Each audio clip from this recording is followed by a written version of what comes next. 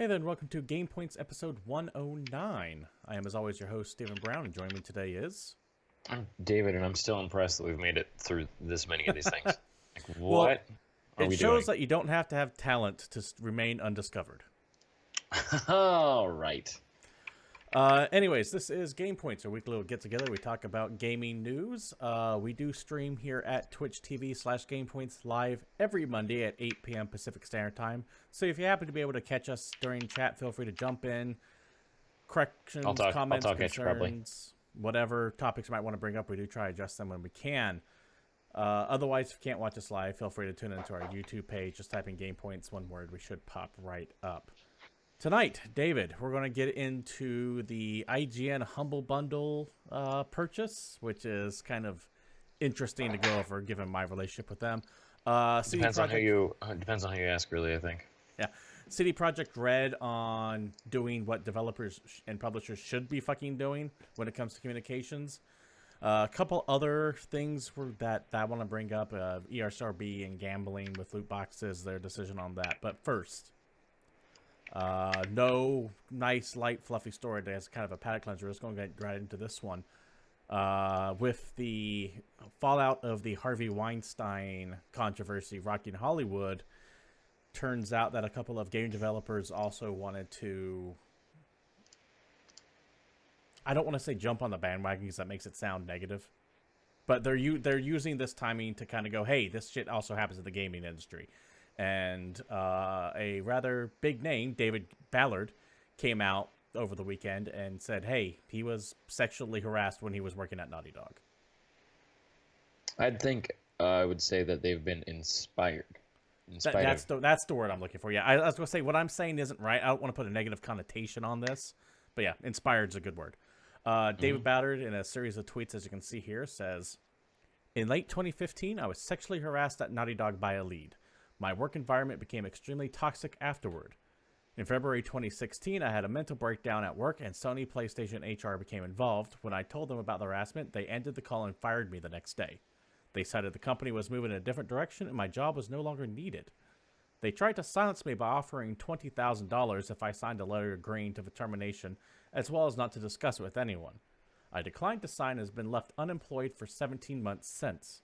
When interviewers ask why I left Naughty Dog, I say I was burned out by the crunch, ashamed to get to the root of the problem of being sexually harassed. I'm speaking out now because of the strength I've seen in others coming forward and about their experiences of the TV film industry. This is the hardest thing I've ever done, and I will not let anyone kill my drive or love for the video game industry, my passions, or life. End. Yeah, and inspired's a good word. I just couldn't, for some reason, think of that.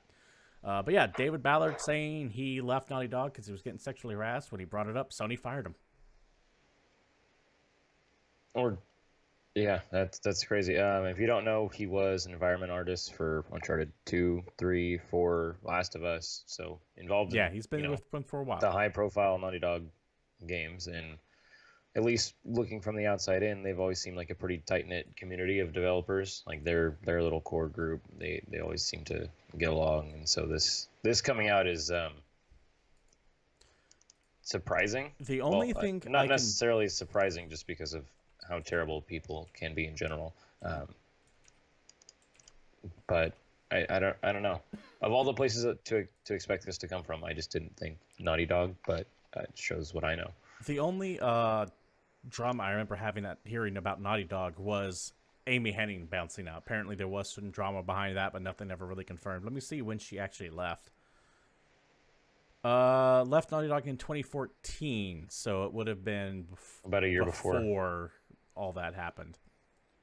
That sucks if it happens. Of course, keep in mind this is only an allegation at the moment. We have no proof or evidence backing any of this up, and this shit is difficult to prove, even if they're telling the truth. That definitely sucks. Well, especially because even if it's true, if Sony denies it, Naughty Dog denies it, I mean, unless he has written documentation or emails or photos or video or text messages or something, then it's going to be really difficult for him to move forward with anything. Yeah, it's rough. Naughty Dog did respond. They put out their own statement, which I'll bring up here. We have recently read on social media that an ex-employee of Naughty Dog, Dave Ballard, claims he was sexually harassed when he worked at Naughty Dog. We have not found any evidence of having received allegations from Mr. Ballard that he was harassed in any way at Naughty Dog or Sony Interactive Entertainment. We're going to put a pause right here. They say they have not found any evidence of having received allegations. That does not mean that he did not file allegations. It just means that Naughty Dog, looking into it, did not turn up anything. He could have gone to Sony's. They could have not gone anywhere. Yeah. You could have forwarded him to a manager that no longer works there. There's a lot of... Yeah. Or it could have just been sitting on a desk and someone ignored it completely. Yeah, and a lot of people online are upset at Naughty Dog for saying that. They're saying, oh, they're not taking it seriously. How dare they come out for 24 hours? Just everyone kind of take a step back from this one because we don't know enough about one way or another. I'm going to go ahead and go on and get back to that idea. Harassment and inappropriate conduct have no place at Naughty Dog and Sony Interactive Entertainment. We have taken and always will take reports of sexual harassment and other workplace grievances very seriously. We value every single person who works at Naughty Dog and Sony Interactive Entertainment. It is of utmost importance to us that we maintain a safe, productive workplace environment that allows us to channel our shared passion for making games. As you can tell by the verbiage in that statement, it has clearly gone through their legal department multiple times. Mm-hmm. They have to do that. Very sanitized, very sterile. A lot of people are pissed at Naughty Dog because they're saying, how dare you put out a statement saying you didn't find anything, but you only looked for 24 hours. They didn't say they're not looking into it, guys. They just said that they did not find anything on file, and that can be achieved very quickly, especially if an HR department that's like well run and as massive as what's in Sony's. You have all that shit compartmentalized. You can go, I need this document from this employee relating to this, and they can just type in the search engine and it pops right up. Once again, though, that doesn't mean it's not there. That doesn't mean it didn't happen. Yeah. What we have, or they could be the kind of company that has files stuck in a file cabinet somewhere. Yeah. You never know.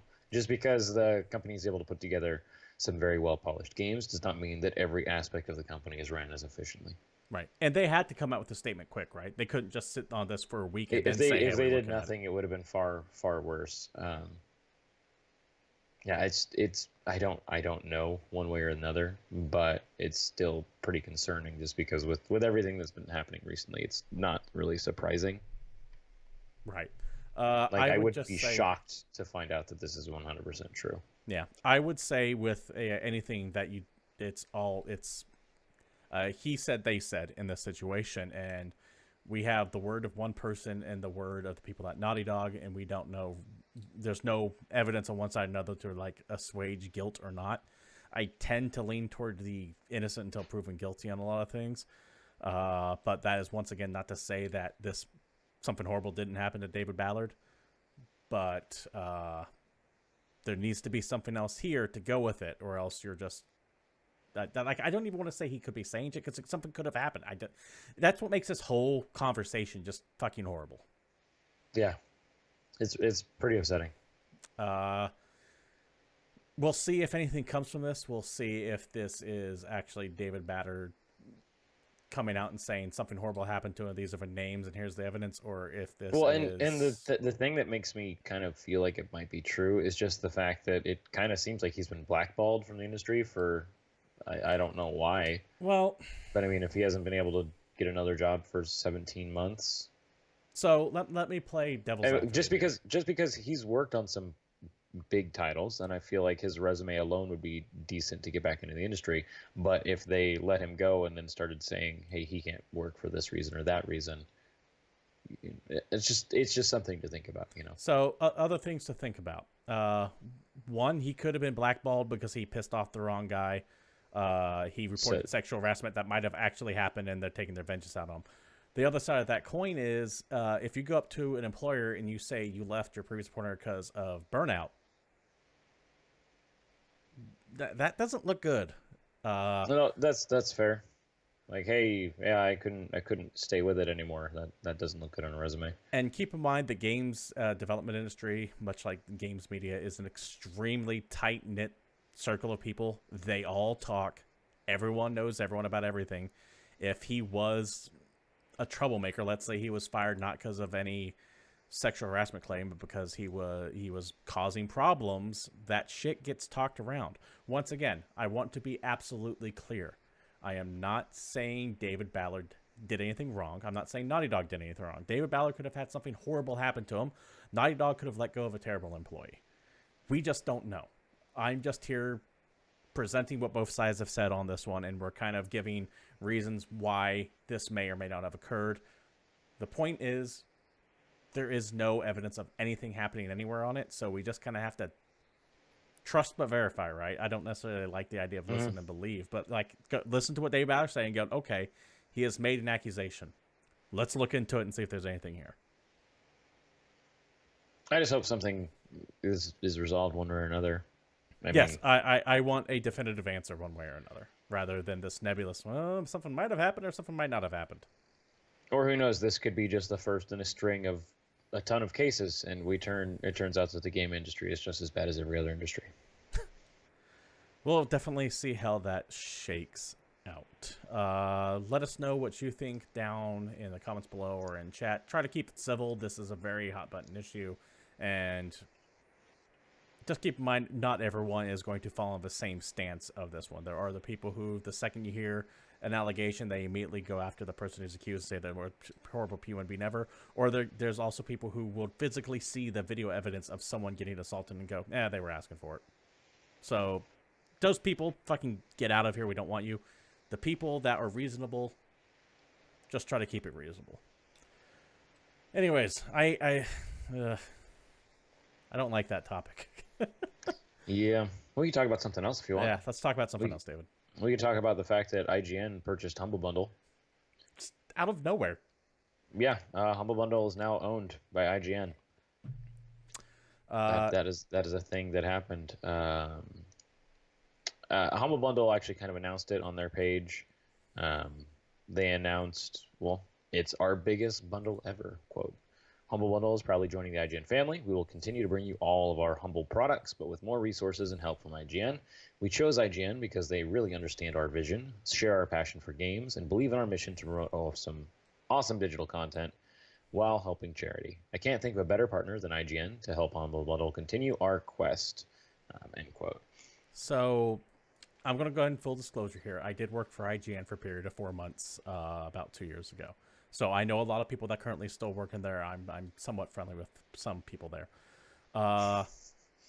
So take that as a grain of salt. I don't want you to think like I'm taking a side here or not. Just disclosure is good. I've never worked for IGN. No, he has not. I think this is terrible. This is... Do I think anything unethical is going to come from this? Having seen how IGN puts their firewalls between editorial and sales, I don't think so. I highly doubt anything unethical is going to come from this. The problem is when it comes to reporting, when it comes to journalism, your word is not good enough. You need that clear-cut, definitive wall. You could be the most pious person ever who never once takes a bribe or does anything untoward and always discloses everything. You still need to have that wall there. And IGN buying a publisher, remember, Humble Bundle publishes games now, blurs that wall significantly as far as their editorial goes. Now, keep in mind, IGN is also just more than the site IGN. They're also not the top of the food chain. IGN is again owned by what? I think it's Ziff Davis right now. But Ziff Davis is in turn, I think, owned by that J2 something company. Everybody owns everybody is really the. I think IGN's owned by Ziff Davis. If you know, let us know in chat. Is anything bad going to happen? I don't think so. Is it a good look? Hell no. So much so that... I think the main result is a lot of people, when deciding how their funds are going to be distributed, are going to raise the developer and charity sliders a bit more. Yeah. And I think So here's the thing about this merger. I don't see IGN taking over any part of Humble Bundle at all. I think they're just using IGN's resources to get shit out. It's like when it's just interesting because like Humble Bundle's grown so dramatically since 7 years ago when it was literally just a place for some games to go for charity that one time. And it's just stuck around. Yeah, and now they have their own storefront. They have their own sales. Like, I mean, they're a client away from being in like the GOG realm. So we do have a couple quotes I want to mention from people who are at IGN. One, Executive Vice President and General Manager Mitch Gabranth. I think he took over Tal's old job because he wasn't there when I was there. Anyways, going on. He says, quote, editorial integrity is something we take very seriously at IGN, and I am confident that we will strike the right balance when it comes to our coverage of Humble Bundle and the games they sell. Our readers and customers have always come first, and that won't change. Additionally, Chief Content Officer Per Schneider, and everyone knows this guy, he's like meme famous. He goes on to say, to get more specific, we're going to use a two-pronged approach to ensuring editorial integrity when it comes to Humble Bundle. First, we will keep a rigid separation between IGN's editorial team and the Humble Bundle team. Let me interject right there. I have seen this. I have seen the physical separation between editorial and sales. They do actually have a straight-up fire. You cannot. These two teams do not interact with each other in the slightest. Oh, really? So they're in like separate buildings or just separate like areas. Yeah, complete separate. Like they are just removed. Oh. They don't interact with each other. I have seen that firsthand. But take my word for what it is, right? Anyways, going off the quote. Second, we will provide full disclosure whenever IGN creates content about a game, bundle, or subscription created by or funded by Humble Bundle. This is the same effective approach we already use when IGN creates content about the products sold by our advertisers and commerce partners. That's the second part of what IGN is. They're not just a review site. They're not just a content site.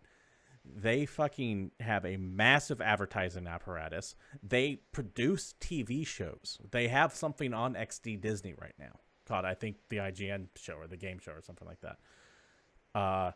They are not just, hey, we're reviewing this product. They are actually they are, for the most part, a massive YouTube network at this point. Like think like Maker Studios or something like that produces like, or things like Rooster Teeth that does more than just reviews, but actually produces like TV shows and commentary and all kinds of other stuff. That's what IGN is. They have gone beyond just what a lot of people think of them as, which is, hey, here's this review site. So that's what Humble Bundle would be using, is that side of the business as opposed to the editorial side. I don't know. Well, there's nothing any of us can do about it. We just got to get a wait and see. Yeah. That's how it goes. Watch, by all means, watch this like a fucking hawk. Do I personally think anything unethical is going to go on? No. Does this blur that line, though, between journalism and publishers? Hell yes. From an ethical standpoint, I think even purchasing it is kind of murky to begin with, but I don't It's highly suspect. Yeah, but I don't think anything bad is going to happen from it, but that doesn't mean it still should have happened to begin with. Oh, I think a ton of people are going to cancel their Humble monthly subscriptions. Yeah, I'm willing to bet that already happened. Humble Bundle definitely had to look at the people that they're going to lose compared to how many people they might gain from IGN's massive apparatus. I'm guessing they get way more advertising. So I think so too. Much more apparent than they've been before, but I've always thought that they've done a fine job. Yeah, but, I think that in practice this is going to be fine, but on paper it just looks like a shit show waiting to happen. Which is normally the opposite of how you see things, right? But that's my 2 cents on it. Let us know what you think down below. Moving on to other things. A company that everybody likes quite a bit more. Yeah, CD Projekt RED. I love these guys. They do everything right. Almost everything right. There was some things that they've done, but we're not going to get into it. But anyways, for the most part, they're stand-up guys. And the reason why I like them so much is because they fucking communicate everything to their audience, including something that happened earlier today / last Sunday night. over the past few months, if you don't like keep an eye on specifically CD Projekt Red, they have had a pretty high turnover rate of staff working on Cyberpunk 2077, including their lead level designer, a senior gameplay producer, and a product manager. Big names are leaving this project, and there's also been a lot of reviews written on Glassdoor. Do you know what Glassdoor is? Is that the place where people can review like companies they work for? Yeah, and there's been a shit ton of negative reviews about CD Projekt Red on there. Excuse me 1 second. Sorry. And people were getting concerned. So, unlike most publishers or developers who would just kind of bury their head in the sand and hope this blows over and never address it, CD Projekt Red came out flat out and put up this statement here. Excuse me. Up on their Twitter page. Hi there. If you're following the news related to CD Projekt Red, you might have recently stumbled on information regarding morale here at the studio. We normally avoid commenting on company reviews on spaces like Glassdoor, but this time around, especially in light of the fact that we haven't communicated anything about Cyberpunk for a long time and saw some gamers were getting worried about the project, we would like to elaborate on a few things. First off, awesome, right? It's like, hey, we're working hard on this game. We told you it's going to be a while, but we understand people get nervous, so here is just a quick mention about where things are at right now, and we get that. We get that you are worried. Going on. First off, I'd like to talk about the departures. In 2015, when we released The Witcher 3, we were over 200 developers strong, and that was the core crew of the studio. Since then, we've almost doubled the headcount, and we're still hiring. Do people leave? Sure they do. We always wish them all the best and respect both their decision and feedback they gave as the reason for their departure. We are continuously working on making Red a good workplace for everyone, but we have a set of values that constitutes who we are and how we do things. That last statement there definitely makes it sound like some people might not have left on good terms. Yeah, it sounds like they have a very specific culture, and maybe not everybody clashes with the way they do things. But, I mean, you can start with the fact that they mention right there, they've doubled the size of the crew from Witcher 3, which was a huge, outrageously huge game.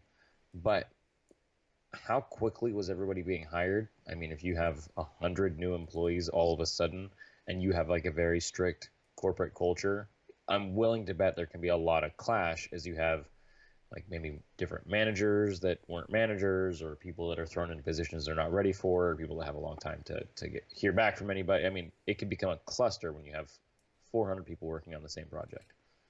I'm trying to blow up this picture here so people can see it, but I don't think everyone's going to be able to, so just bear with me. It is what it is. Going on. So, does a departure, even a high-profile one, mean that the project is in danger? One would need to be very courageous to base the feature of a AAA role-playing game of such scope on one person for a few people. Essentially, they're saying just because someone left doesn't mean they were necessarily all that important to the machine. They're saying that no one person leaving is going to kill that game. So that's them saying, calm down, it's going to be fine. At this point, it's too big. Yeah. Every role-playing game we have ever developed seemed impossible to achieve at the moment we set out to create it. For example, it took us 5 years to finish The Witcher 1, and we had to make our own engine to complete The Witcher 2, and we had to entirely reinvent the way we made games to deliver an open world for Witcher 3. And that's true. Witcher 3 was radically different than 1 and 2. It was open world. When we start down the road of creating something, we know of a destination, and we're sure of one thing. Even if something feels impossible, it doesn't mean it is. And as it turns out, most often things are perfectly possible. They just require a lot of faith, commitment, and spirit. Once again, this kind of makes it sound it's like whoever is in charge of the studio is going, no, this is the vision, and if you can't hop on this train, you got to leave. Yeah. And I can respect that to a degree. This approach to making games is not for everyone. It requires a conscious effort to reinvent the wheel, even if you personally think it already works like a charm. But you know what? We believe reinventing the wheel every other friggin' time is what makes a better game. It's what creates innovation and makes it possible for us to say we've worked really hard on something and we think it's worth your hard-earned cash. If you make games with a close enough is good enough attitude, you end up in a comfort zone and you know where the magic happens. Cyberpunk 2077 is progressing as planned, but we are taking our time. In this case, The silence is the cost of making a great game. As always, many thanks for being so engaged in what we do. It shows us it's all worth the hours we put into it. That is from the co-founder and studio head of CD Projekt RED, and that is them essentially saying, if you can't handle what we're doing, yeah, you gotta leave. Yeah, it says the same thing a few different ways, but it's definitely saying the same thing. We have a culture that we've built. We have a way we do things. Some people don't clash with that, or some people don't gel with that, I should say. And if you don't like it, or if it doesn't work for you, or if you can't work in these conditions, then yeah, we're just not going to be able to stay together. Yeah. And the fact that, yes, there's been some high profile departures from the studio, but even then, with 400 people working on this game and half a dozen have left, percentage wise, that's pretty small. I'd like to kind of see what the turnover rate is for other AAA development. You can always look at the Glassdoor reviews, by the way, too, and there's some pretty atrocious ones on there. But keep in mind, I don't think Glassdoor actually takes any steps to verify you've worked there. Well, and there was a bunch of negative reviews, and then a bunch of positive things have popped up recently, kind of like coming to the company's defense. Yeah, so, it could be CD Projekt RED astroturfing their reviews. Who knows? But take it as it is. Either way, CD Projekt RED could have just let this story build up and go away without saying a goddamn thing about it. But they didn't. They actually addressed what was going on, and I want to see more developers and publishers do that. Don't just sit there and say nothing. Do like what CD Projekt RED. Fuck, do what Naughty Dog did. They were on that allegation thing like that. Now, a lot of people were pissed off by the wording of it, but hey, at least they fucking mentioned something. Mm-hmm. So good on both companies, regardless if you think how the Naughty Dog one was received or not. At least they addressed it in a very timely manner. So, awesome. Go on them. Also, I have trouble being mad at CD Projekt RED. Just because, well, of all the game companies, they're still pretty much, since The Witcher 3, like the internet love child, I guess. They of have game built companies. up a lot of goodwill. There is a group of people who fucking hate the team. I don't know why. I think it has to do with something about using DirectX 12 or something like that. I'm not positive. There is a group that feel like they've lied and broke a promise on something. If you know, let us know in chat. But yeah, for the most part, I like them. Yeah, but who knows? The most important thing, I guess, from this story is that Cyberpunk 27 is still coming. Yeah, looking forward to that. And it's probably going to be outrageously huge. That's insane. Dave, why don't you go ahead and bring us on to our next story? All right. How about the fact that the ESRB, sorry, I can't talk, says it doesn't see loot boxes or gambling. In a recent Kotaku story from good old Jason Schreier. Not our friend Jason Schreier. No, this is from Jason Schreier. Oh, I'm just saying he's not our friend. He doesn't talk to me. Fair enough. Fair enough. He could be, though. I like his book. But yeah, so loot boxes aren't gambling, said an ESRB spokesperson in an email to Kotaku. Quote, ESRB does not consider loot boxes to be gambling. While there's an element of chance in these mechanics, the player is always guaranteed to receive in-game content, even if the player unfortunately receives something they don't want. We think of it as a simpler principle to collectible card games. Sometimes you open a pack and get a brand new holographic card you've had your eye on for a while, but other times you'll end up with a pack of cards you already have.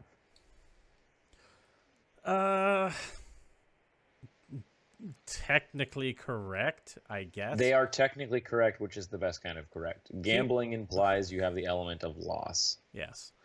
You can put money up and get nothing in return. Something to keep in mind. The ESRB is not a federal commission at all. They are a self-regulatory body. They are made up of people who have connections to the game industry, publishers and developers who create a set of rules, and it is voluntarily agreed upon that everyone follow these rules. For example, the rating system that the ESRB is most famously known for. There is no law that says a game must have a rating system on there, but a lot of companies... Most stores aren't going to carry your game if you don't submit it to the ESRB. Yes, and completely and totally voluntary. A store could, like GameStop could tomorrow go, nah, we're going to carry adult-only rated games, and we're going to carry games that don't have ratings on there. And there's nothing legally wrong with that. So, but people probably won't buy them. The big thing, though, for me with the story is exactly as it's written. Totally agree. No problem saying that loot boxes are not gambling. However, that's not really what the intention of this was, and that's the more important part, is less of, hey, do you guys think this is gambling or not? More, do you think loot boxes are something that should be listed on the box? Because I do. yeah, I absolutely do too. And there's a reason why there's kind of pushback wording against that. Contains contains microtransactions or contains yeah, additional purchase needed to get all the content or something. The reason why you're not seeing that boxes now is because the ESRB is, I mean, they are the publishers, and a publisher knows... they haven't adapted to this because it did kind of show up a little fast, and for the most part, they're worried about ultra violence, sex, nudity, stuff like that. No. It's more insidious than that. It's not that they're only worried about that one. Keep in mind, these are the people who work with the developers' publishers. They know this shit's happening before it happens. What this is that no publisher wants to slap on the front cover of their game, hey, you're going to have to buy extra shit in addition to the $60 that you purchased already. There's a reason why, despite the fact that we use the term microtransactions and loot crates, which is what these things were originally rolled out as, those names have changed over and over and over again. Because those names are toxic. No one calls their shit also, loot crate at no anymore. point are those microtransactions anymore. No, they're macro crate. If you're spending $5 for a chest, that's macro. Are you kidding me? But that's why you don't see terms like microtransaction in games anymore. They always have something because they don't want to admit that their full price game is going to have additional paid content. Like in Shadow of War, for example, they're not loot crates. They're We've talked about it. I can't remember what it's called, but it's not every loot one crate. of the games that has come out recently that has loot boxes in it called it something else. But it'd be like we prize all know what box the fuck they are. or it's like shadow chest. Coin grab, something. some Shadow chest loot. Because they know those phrases are toxic, and they don't want to have those on the front of their games. That's the sole reason why those aren't disclosed on there, because the companies don't want to disclose it, because they know it's bad for business. They know keeping people in the dark about that shit and not pointing it out is good for business. I'm just waiting for the game that releases that has a review embargo that you get to play like 2/3 of the way through, and then all of a sudden has literally an actual locked paywall. To experience the rest of this content, please pay $4.99. Hey, you can say that's already happened already. I want to say it was the 2008 Prince of Persia game ends, and then they go, if you want to see the true ending, spend this much money on the DLC. You can argue Shadow of War does it with its grindy-ass fourth act. It's not a paywall, but it sure is fucking incentive to buy it. Here's the thing. I still think that we are going to get some kind of label on the front of these games eventually, because governments are starting to take notice of this.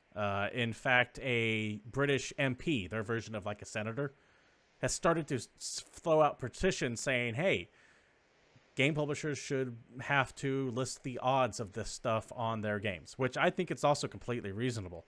Well, and if you remember, China was doing that and trying to put a law into place against Blizzard for the Overwatch boxes. You're starting to see governments take notice, and the whole idea behind the ESRB was created to begin with, was to keep government from going in and going, rate your games, sort your shit out, or we will do it for you.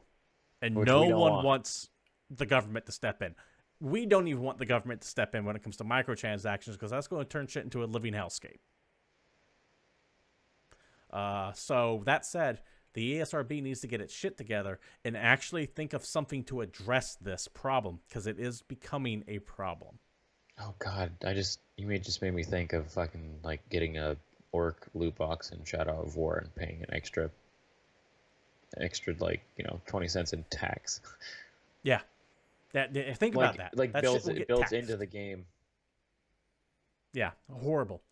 But while on the topic of Shadow of War, there are ways people are finding to get around this microtransaction bullshit. Two of them, at least in Shadow of War. Yeah, at least in Shadow of War. This is going to come via Eurogamer. Let's see if this is what I want. Maybe. Yep, there it is right here. Shadow of War players are using tricks and cheats to combat loot boxes. The article kind of goes on, sourced various. This is my favorite story. It's sourced from various bits of NeoGAF and a couple other sites, but there are two main ways essentially people have figured out how to get around the microtransactions in Shadow of War. One, if you just straight up decline their terms of service at the beginning, it forces you to play offline and rids the game of the market, which is where you buy the microtransactions from. It turns into a bona fide single player experience. Absolutely. So just say, no, I don't agree to these terms and services, and there you go. Go on from there.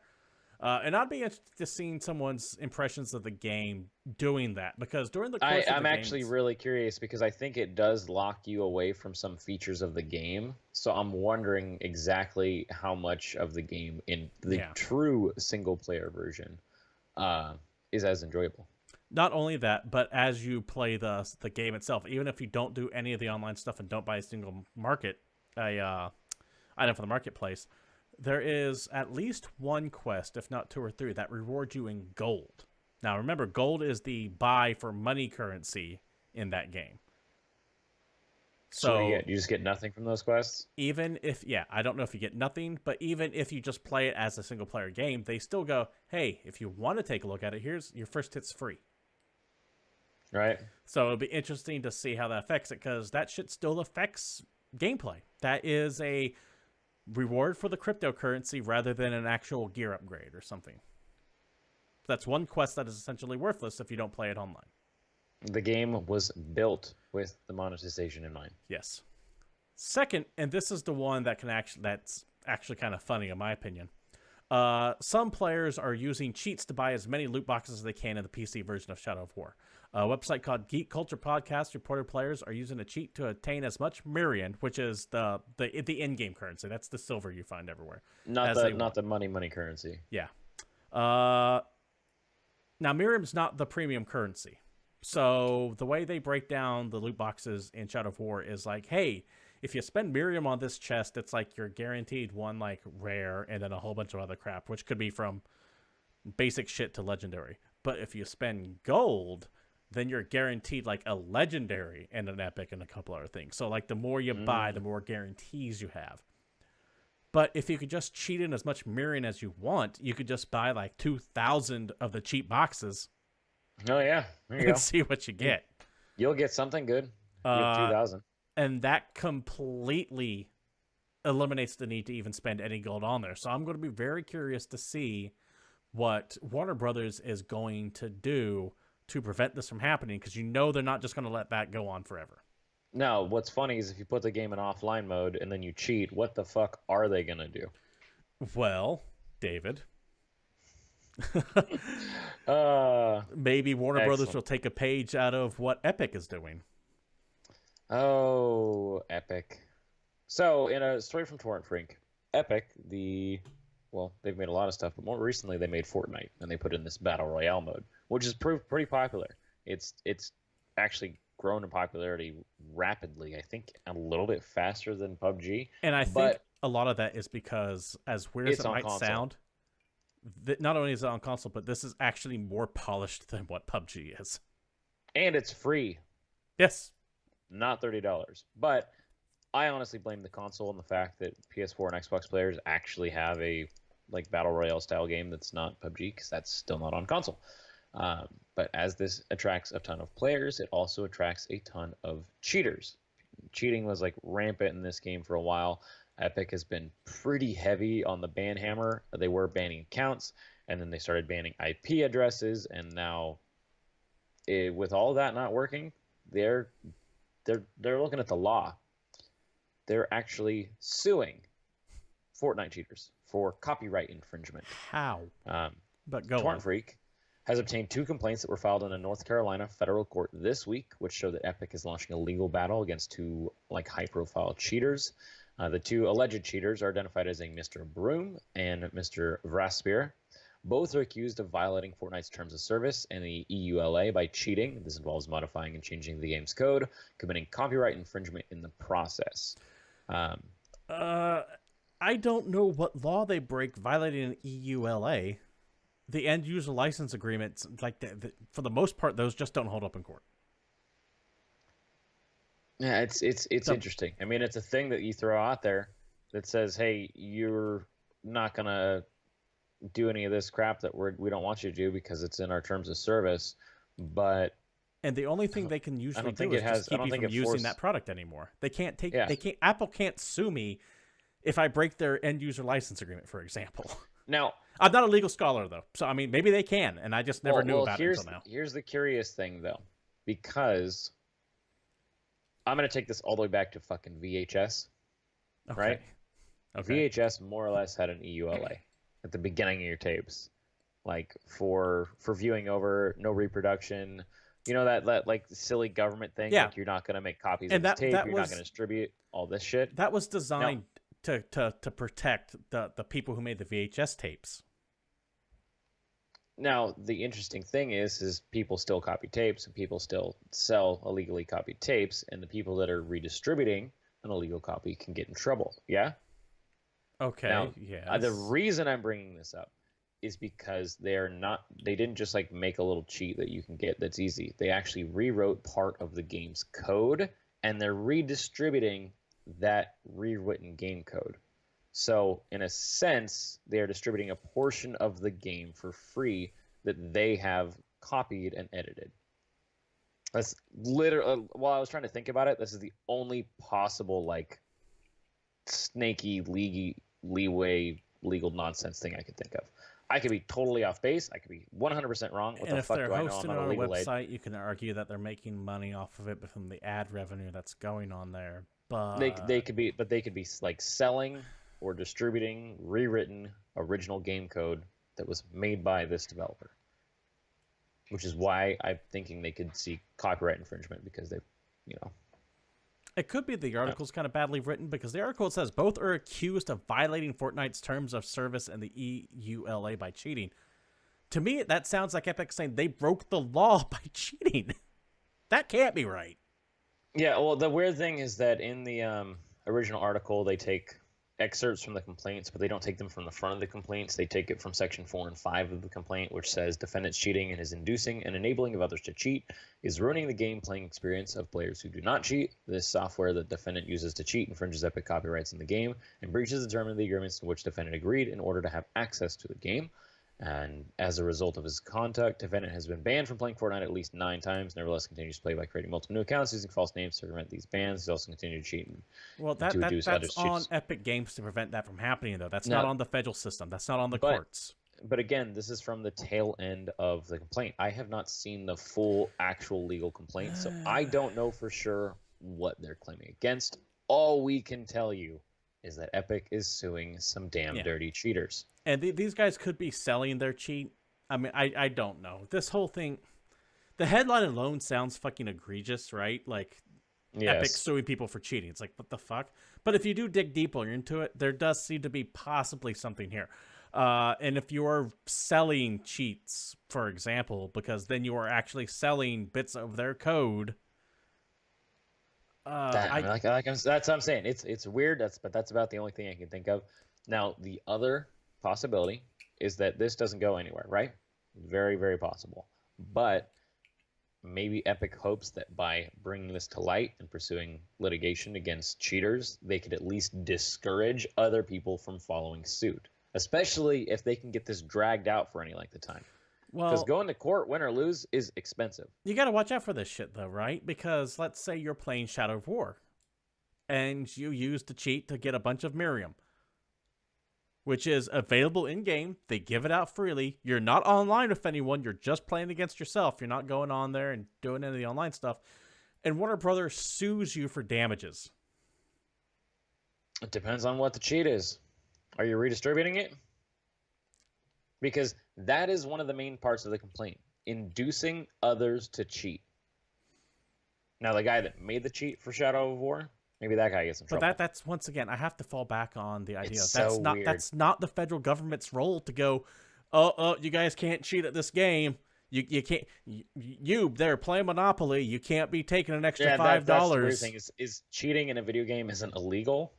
Video games have had cheats since, well, what? Since video games have existed. Pretty much. Yeah. Literally, because cheats were originally designed to test for bugs in code. Yeah. And sometimes the game was a little too hard, so you cheat yourself some extra lives. Well, yeah. Well, you're Maybe nowadays violating, we're you're just cheating violating ourselves the to make ULA, sure it works. and you're going to have to do 5 to 10 years in Gillette. Although I'm still totally fine with the Shadow War thing. It's something that's available in the game. If you can access it from the offline mode, then go fuck yourself. Also, I just don't like the WB, so I don't give two shits. Yeah, I just don't. I don't no sympathy. Fuck those guys. I need more information on this story. As it stands on its face value, you hear Epic, like if you just read the headline, Epic sues Fortnite cheaters for copyright infringement. Doesn't that sound fucking horrendous? Yeah, that's spooky and mildly clickbaity because I don't know. We have no idea what the fuck's gonna happen. If more comes from this, that's important. We'll let you know, though. As you could tell from both of us, I don't think either one of us really has an idea of what's going on here. It's also potentially terrifying because a lot of the things that people are trying to drag to court nowadays could set strange or unwanted precedents. Just think if Konami starts fucking going after people legally for using the Konami code. Because it's cheating. Because it's cheating. Or the people that, you know, they're playing an online MMO and they like hack their way onto the top of a building that you're not supposed to be able to get on top of. Something stupid like that. Yeah, that's not really affecting. You violated the EULA. You fucked up. You're going to jail, Timmy. There's a lot of skeeviness around this one, and Epic needs to tread very carefully. But if these guys, once again, go back to the other side, if these guys are actually taking bits of Fortnite's code, changing them, putting them up for free on their websites, which they get AdSense clicks for, I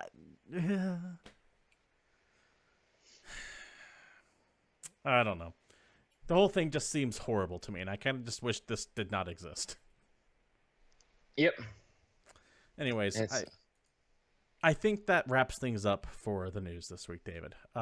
Is that? We done with the news? Yeah, I don't think I'm going to be playing Fortnite anytime soon because I don't need like the masked Epic Gestapo breaking down my front door and dragging me away. So instead of Fortnite, what else can I play? Oh, new releases. Let's talk about them. So first up this week for the Xbone, PS4, and PC is a game called Elex, which actually has a subtitle that is pretty terrible, so we don't need to talk about it. But this is a new game from THQ Nordic, which is Nordic, except they're repurposing THQ's name, which I still think is hilarious. It's a science fantasy role-playing action game developed by Piranha Bytes. I don't know what the hell else Piranha Bytes has done. Let me look. The funny thing is, it looks. This is like maybe a horrible way to say it, but it looks a little terrible, but really fun. It looks budget. It definitely looks budget. Yeah, it's not a AAA game. It doesn't look like a AAA game. It's from the same guys that made the Gothic series. It's been described as an edgy, dark, uncompromising, and complex post-apocalyptic sci-fi RPG. These guys did Gothic, like you said, and Risen. Now, I have played some of the Risen games. They're not bad. Yeah, and I played, I think I played the first Gothic game, and I liked it. So, it could be awesome. The way the story goes is the Earth gets hit. Well, I don't think it's actually the Earth. It's some kind of Earth-like planet. Gets hit by this big-ass meteor, fucks everything all up, and it releases this chemical or element onto the planet, which everybody pretty much needs to survive because the planet is all kinds of jacked, and it can give people magic powers. So there's like a weird mix of futuristic stuff and medieval stuff as humanity's like coming back from the brink. You can use guns, swords, magic, and then there's 3 main factions that use this magic new element in different ways. Some of them worship it like a god, some of them use it to make sweet-ass guns. Other ones just say, screw it, we'll inject it into ourselves like drugs and we'll become super amazing mages. That'll be me. And you can join any of these 3 factions and play through the game that way. So I took a quick look at the trailer, and in the 30 seconds that I saw, it reminded me a lot of, I want to say it was called Alpha Protocol. Okay. That Obsidian spy RPG. Yeah, it looks interesting to me, so we'll see. My quick look at it. I can't tell you if that's what it is or not. Just the way the animation looked reminded me of that. If it goes on Steam sale, I'll look into it. I'm not spending $45 for it though. Yeah, bummer. Too much. Also coming out this week, Gran Turismo Sport. So it's the last of the big AAA racers that racing fans have been waiting for. Forza 7's already out. Project Cars 2 already came out. Gran Turismo Sport is the last one to join the party. This is the one that is a PS4 exclusive. It's supposed to be 4K on PS4 Pro, all that fun stuff. The big thing to note, if you have not been paying any amount of attention, is that this is not a main numbered entry Gran Turismo title. This is kind of like Prologue, Gran Turismo Sport, much like GT Prologue was, just much like GT Apex was. This feels more like a precursor to a proper game. The big focus of this would be that sport aspect, although I would put a little tiny E in front of it. It has no traditional campaign mode compared to the other Gran Turismo games. You don't start out with some crummy car and slowly work your way up the ranks buying bigger and bigger cars or more and more engine modifications so that you go faster. The campaign mode is more or less the driving school from the old games, in addition to some challenges like, overtake this many cars and all these other, turning exercises and things like that. All things to prepare you for the meat of the game, which is going to be the online mode. You have a driver rating, you have a sportsmanship rating. It's going to track all these kinds of things, match you with players all over. They're going to have national tournaments. They're going to have live tournaments. They're really trying to gear up to make this like a big, like, esports style game. With the rise of GT Academy and stuff, I can see why they're doing it. But there you go.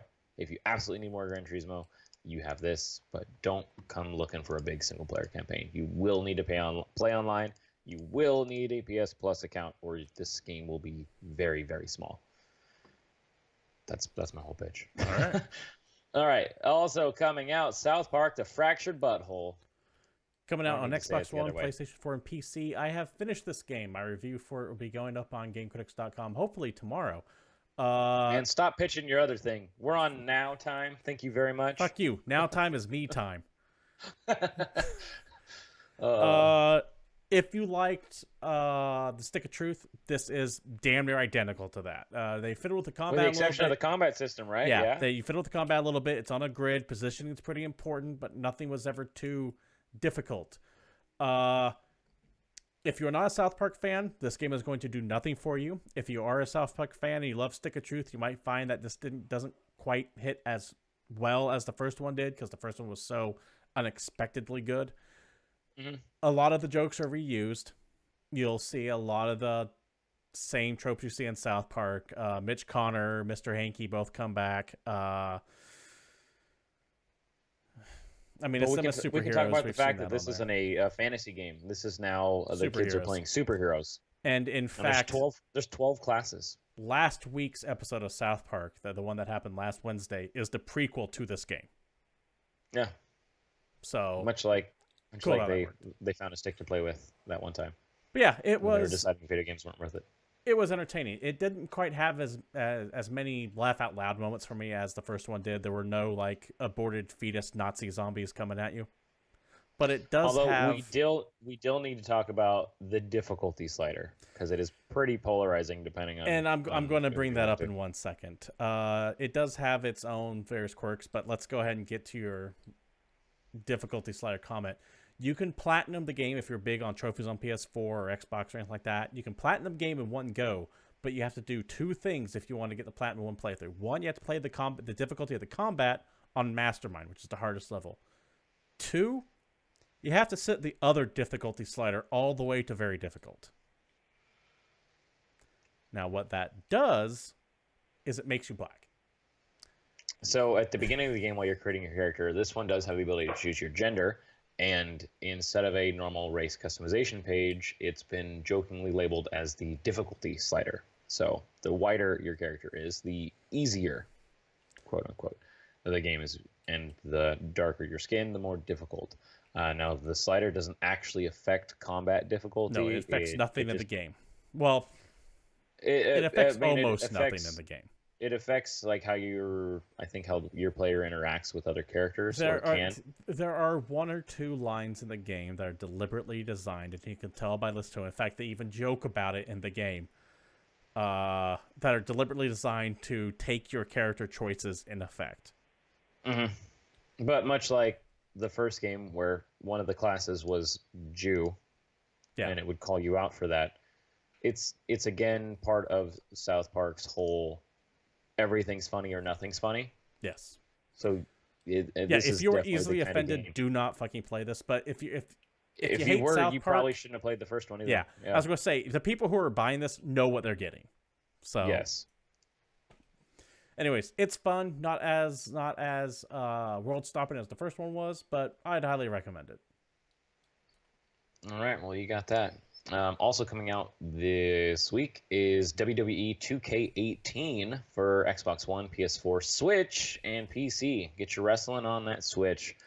It's the 19th game in the WWE game series. 19 of these fucking things. The 5th under the WWE 2K banner. That's just this, because remember, back on like 64, for example, there was like No Mercy and WWE versus W. Like the 64 specifically just had a shit ton of wrestling games.